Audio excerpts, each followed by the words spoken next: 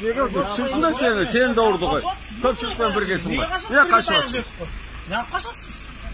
Ne onu? Biz sizge senip durduk koy. Ne kaçasınız? Ne kaçasınız? Ana ne betinde alıp atsın o da. Şuna betinizge. Bu sizge şalbı жасауға жай қалып қарап тұрады дейсіз ба? Сізді адам сеніп тұрған жоқ қой, тыңдап тұрған жоқ. Арматурамен келіп ұрып жатыр. Заң бойынша жауап береді. Сіз сенатқаныңызға қанша болды бұл жерде? Білесіз ба, өткенде мен арызданғам. Ораз әкім тірі кезінде барып көшеден ұстай алмай кеткенде. Білесіз ба, сонда мен арызданғам. Дәл осы балдар сонда. Ол кезде де шара қолданған жоқсыздар ешқандай.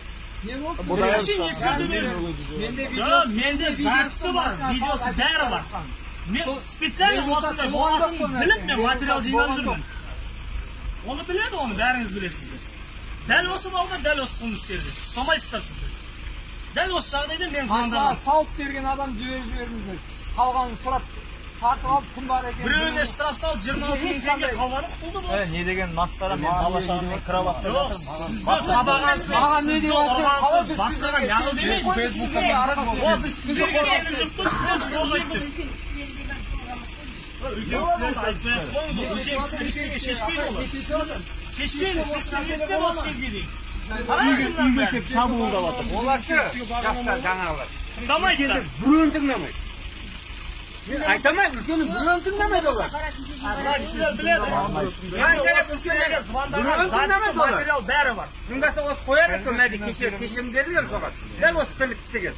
Мына үйге кеп балдан бұқ тастаған. Міне кәс тағын істеп тұр соны. Үш үйді кеп қиратып тұр ғой, үш үйді. Бала-шағаның бәрі қоқылады. Мыналарға не бар? Көрінсен ана үйді. Кіріп қолыма тас дейді. Қарасыршы басыма тимеді тас. Маған шабуылдап жатыр үйге. Жас балдар бар үйде.